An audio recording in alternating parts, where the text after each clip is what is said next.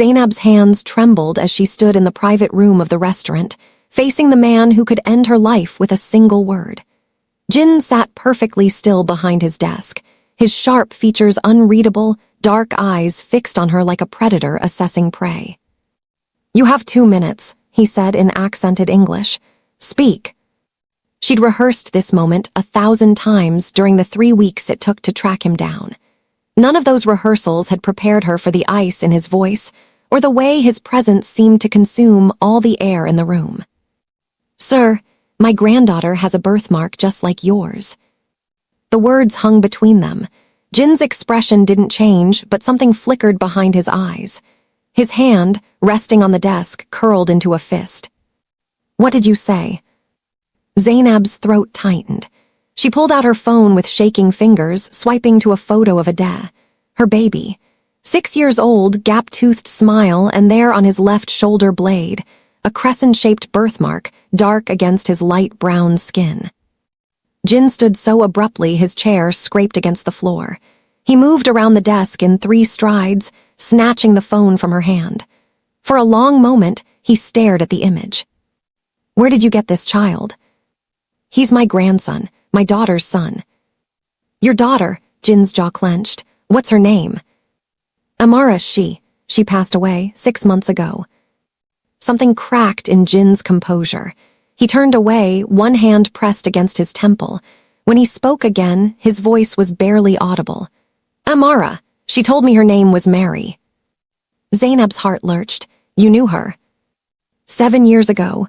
Jin's shoulders rose and fell with a heavy breath. "Seoul, I was there on business. She was studying abroad, working at a cafe near my hotel, I thought." He stopped himself, shaking his head. "It doesn't matter what I thought. It matters to Adeh." Jin spun back toward her, and for the first time she saw something other than cold calculation in his face. Pain, raw and unguarded. "She never told me. Why didn't she?" "Because you're a criminal," Zainab said, finding her courage. "Because she was terrified. Because she died thinking she'd protected her son from this world." The words hit like physical blows. Jin's hand tightened around her phone until she thought it might shatter. "How did she die?" Zainab had sworn she wouldn't cry. "Lupus. She fought for 2 years. Toward the end, she made me promise something." She met his eyes. "She made me promise that if anything happened to her, I'd find you, that I'd tell you about Adeh." "Why, if she thought I was so dangerous?" "Because dying changes everything," Zainab interrupted. "Because she knew what it felt like to grow up without a father, and she didn't want that for her son. Because despite everything, she never forgot you." Jin turned back to the photo, his thumb hovering over Adeh's face on the screen. "This birthmark, it's genetic. My father had it, my grandfather, every firstborn son in my family for 5 generations. Adeh has it." "Show me," the command was sharp. "I need to see him." Zainab's pulse quickened. This was the moment she'd both hoped for and dreaded. "He's outside, in the car with my sister." Jin's head snapped up. "You brought him here, to this building." "I didn't know where else." "Do you have any idea what you've done?" Jin was already moving, pulling his jacket from the back of his chair. He barked something in Korean into his phone, too fast for Zainab to catch. "My enemies watch this place. If anyone saw you bring a child here, if they even suspect." The lights went out. Emergency lighting kicked in immediately, bathing everything in red. Jin's hand shot out, gripping Zainab's arm and pulling her behind him. His other hand appeared holding a gun she hadn't seen him draw. "Stay behind me. Don't make a sound." Zainab's training as a nurse kicked in: assess, breathe, survive. But this wasn't a hospital emergency. This was something else entirely. Footsteps echoed in the hallway outside. Multiple people, moving with purpose. Jin's grip on her arm tightened as he pulled her toward a panel in the wall that swung open to reveal a narrow passage. "Inside, now." "My sister, Adeh. My men are already moving your car.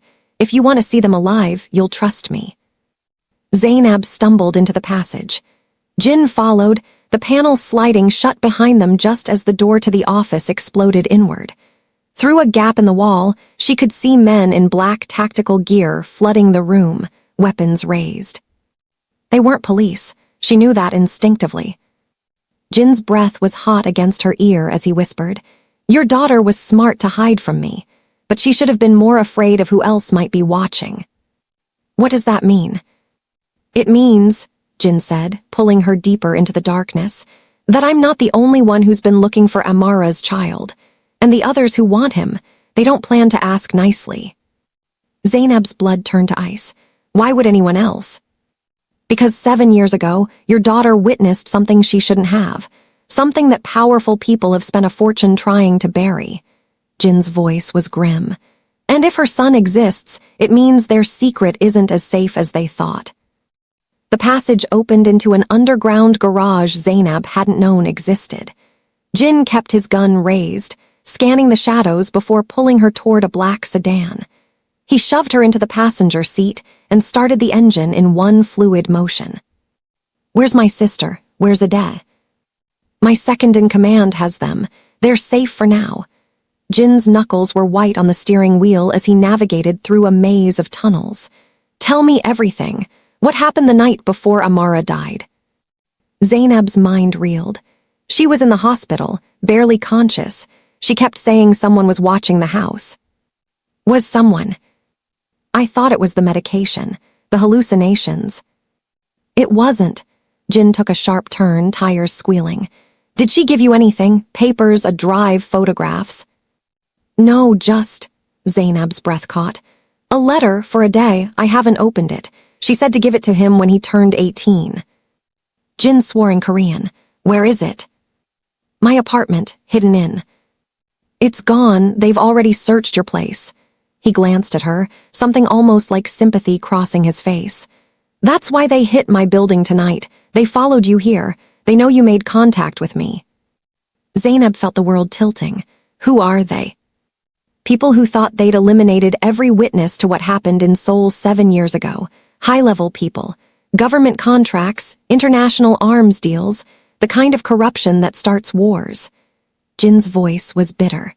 Amara was in the wrong place at the wrong time. She saw faces she shouldn't have seen. She never said anything.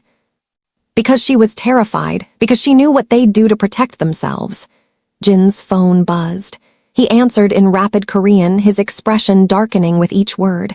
When he hung up, he drove faster. "Change of plans." "What's wrong?" "They have your sister's car surrounded. 6 vehicles, professional setup." Zainab's scream caught in her throat. "Ade." "My men got them out first, but barely." Jin's jaw clenched. "Your sister was shot, non-fatal, but she needs medical attention." The nurse in Zainab took over. "How bad?" "Shoulder, through and through. My men are bringing them to a safe location." He looked at her directly. "Can I trust you?" "With what?" "Not to fall apart. Not to panic. Because Ade is going to need you to be strong, and if you lose it now, we're all dead." Zainab forced herself to breathe. 6 years of raising Ade, while Amara grew sicker, had taught her how to function through terror. "Tell me what to do." Something shifted in Jin's expression, respect maybe. "First, we get that letter. If they don't have it yet, they will soon. Where else would Amara hide something?" "She had a storage unit. I paid the rent last month from her account." "Location." Zainab rattled off the address. Jin made another call, speaking in clipped Korean before tossing the phone to her. A man's voice came through in English. "Ms. Zainab, my name is Kang. I have your sister and your grandson. They're asking for you." "Let me talk to Ade, please." Shuffling sounds, then a small, frightened voice. "Grammy." Zainab's eyes burned. "Baby, I'm here. Are you okay?" "Auntie Sheila is bleeding. These men have guns. Grammy, I'm scared." "I know, baby, I know. But I need you to be brave for me, okay? These men are going to help us." Mama said never trust strangers with guns. Despite everything, Zainab almost smiled. Amara's voice living on in her son. "Your mama was smart, but these are different. They're..." She glanced at Jin, who was watching her with an unreadable expression. "Their family." Jin's hands tightened on the wheel. "Are you coming?" Ade's voice cracked. Soon, baby, very soon. Let me talk to Auntie Sheila. Her sister's voice came through, strained with pain. Zainab, what the hell is happening? Long story, how bad is the shoulder? I've had worse cramps. These guys patched me up. Military-grade supplies. Sheila lowered her voice. Who are these people? The kid keeps staring at Adele like he's seeing a ghost.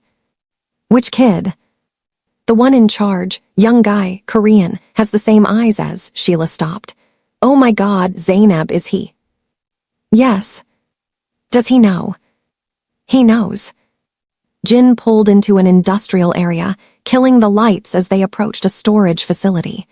We have maybe 10 minutes before they figure out we're here. Which unit? C-47. They moved quickly through the shadowed rows of metal doors. Jin produced lock picks, working with practiced efficiency while Zainab kept watch. The door rolled up with a screech that made them both freeze. Inside, boxes were stacked neatly. Amara's handwriting labeled each one. Zainab went straight to the box marked Adem Memories and dug through baby clothes and toys until her fingers found the envelope taped to the bottom. Got it. Jin took it, his hand hesitating over the seal. This is addressed to Ade. Open it. My daughter's dead. Privacy doesn't matter anymore. He tore it open. Inside was a letter and a small USB drive.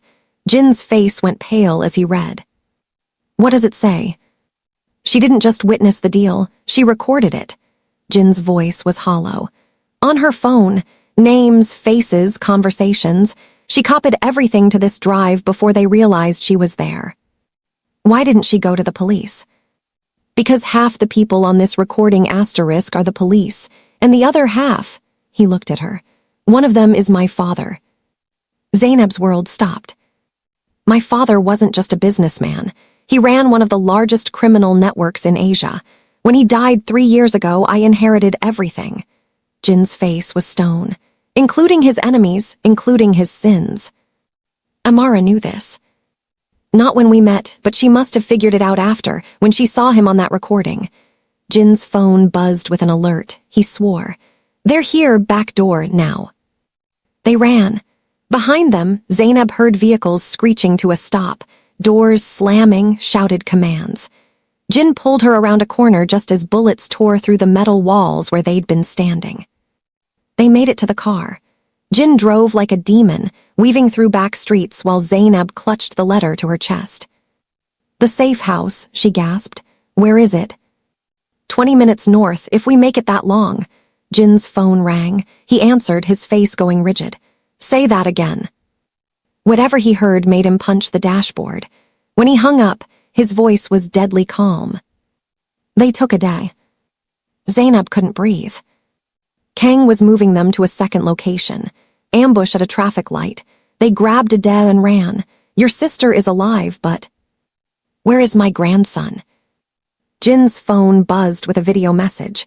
He held it up with a shaking hand.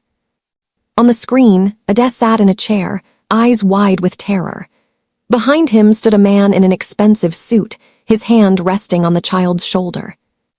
Hello, Jin, the man said in perfect English. I believe we have something you want, and I know you have something I need. Shall we discuss terms? Zainab lunged for the phone, but Jin pulled it away, his face a mask of controlled fury. He watched the video twice more before speaking. That's Minister Choi, South Korean Defense Ministry, one of the most powerful men in Asia. Jin's voice was ice. And the man who ordered my father killed. The pieces clicked together in Zainab's mind. Your father was going to expose him. My father was going to sell him out to save himself. Choi got to him first. Jin pulled into an abandoned warehouse and killed the engine. I've spent 3 years trying to prove it. This drive is the evidence I needed. I don't care about your revenge. I care about Ade. So do I. The rawness in Jin's voice stopped her. That's my son they have. The word hung between them. Son, not the child or the boy. Son. Jin's hands trembled as he gripped the steering wheel. I didn't know he existed until an hour ago, and now I might lose him before I ever. He stopped, jaw clenched. We're getting him back. How? You said this man is powerful. He is, but he's also desperate. He wouldn't have taken Ade unless he was terrified of what's on this drive. Jin held up the USB, which means we have leverage. You want to trade it for Ade? No, I want to make him think we're trading it. Jin's eyes glittered dangerously. Then I'm going to destroy him. Zainab studied him. This man who'd been a stranger 2 hours ago. This criminal who shared her grandson's blood. Amara left instructions in the letter, didn't she? Jin handed her the pages. Zainab read her daughter's shaky handwriting through tears. If you're reading this, I'm gone. And if Jin has found you, it means the monsters found Ade first. I'm sorry, Mama. I'm sorry I brought this darkness to our door. Jin doesn't know everything. The recording on this drive, I made copies, 3 of them. One is in Seoul, hidden in a place only Jin can access. He'll understand when you tell him, where the cherry blossoms witnessed our beginning. The second copy is with someone Jin trusts more than anyone. His cousin, the one who got out. The third is with Ade, inside him. I'm sorry, baby, I had no choice. Zainab's blood froze. Inside him, what does that mean? Jin was already on the phone, barking orders. He hung up and met her eyes. 2 years ago, Ade had surgery, appendicitis. Right. How do you know that? Because I'm betting Amara used that surgery to have something implanted. A medical chip, probably subcutaneous. Common practice for high-risk witnesses in protective custody. His expression was grim. If Choi figures that out, he'll cut it out of him. Not if we move first. Jin started the car again. I'm calling in every favor I have, every ally, every asset. We're going to hit Choi's operation from 6 directions at once. That's insane. That's the only thing that will work. He's expecting me to come alone, desperate, willing to trade. Instead, he's going to get a war. Jin glanced at her. But I need your help. Anything. Choi knows I'll do anything to protect my organization, my reputation, my power. Jin's voice softened. He doesn't know I'll burn it all down for my son. That's our advantage. He can't predict a man who has nothing left to lose. Zainab understood. She'd felt that same desperation watching Amara waste away, knowing she'd do anything, lie, steal, kill to save her daughter. She'd failed then. She wouldn't fail now. What do you need me to do? Jin pulled up a photo on his phone. A beautiful Korean woman in her 30s, professional smile, doctor's coat. Dr. Song Myrae, my cousin, the one who got out. She's a pediatric surgeon in Boston now. Amara sent her the second copy of the drive 3 years ago. Why her? Because Myrae was supposed to marry Minister Choi's son. Political arrangement.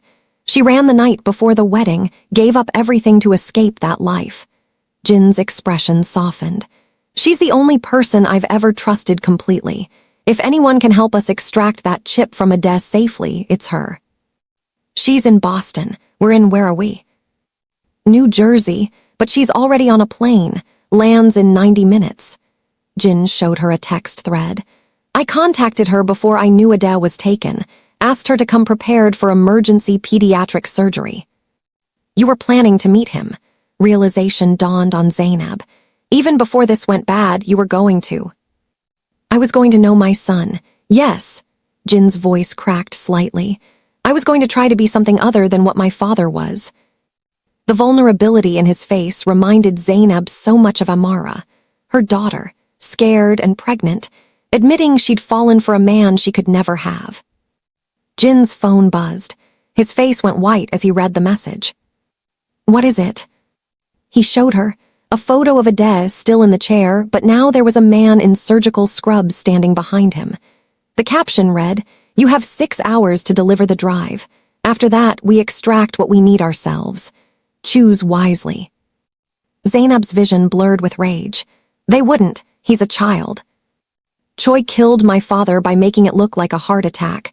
Had an entire family disappeared because they saw one of his couriers.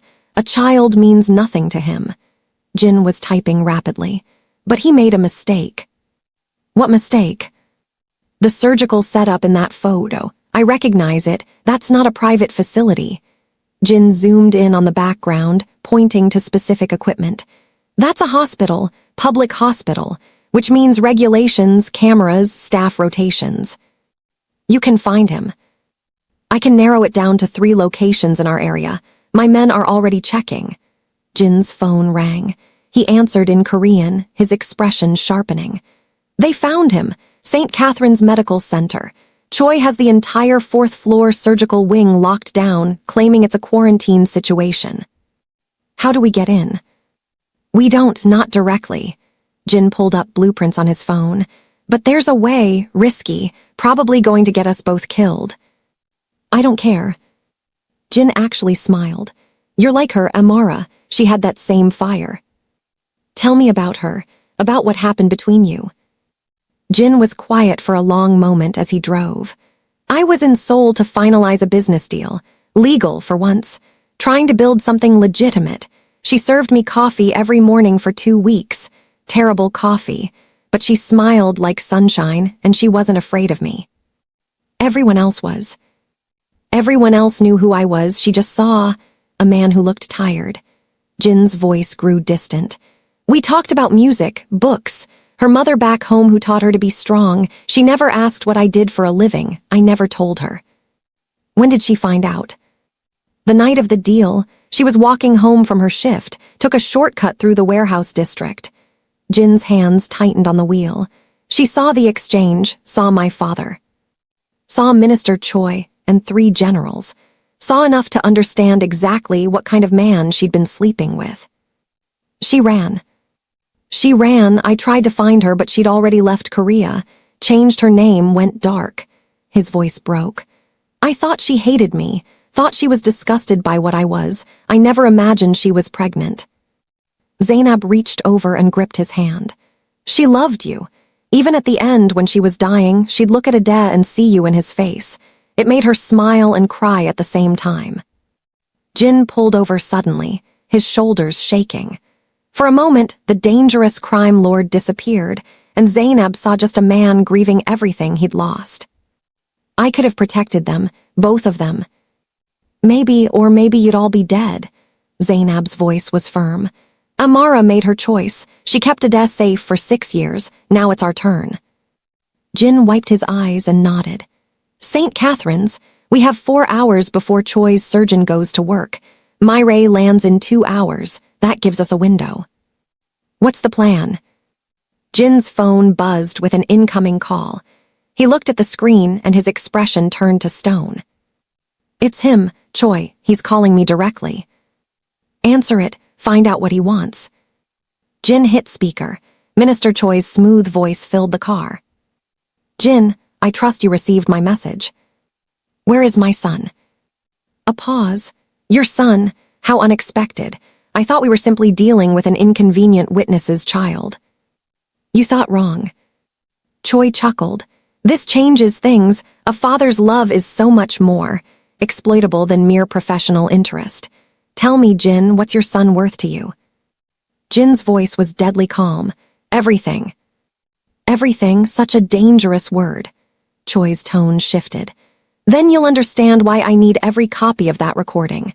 The original drive plus the 2 copies your clever Amara made. All 3, or the boy dies screaming. Zainab's hand flew to her mouth. How do you know about the copies? Jin demanded. Because unlike you, I did my homework on Amara. Smart girl, too smart for her own good. Choi sighed.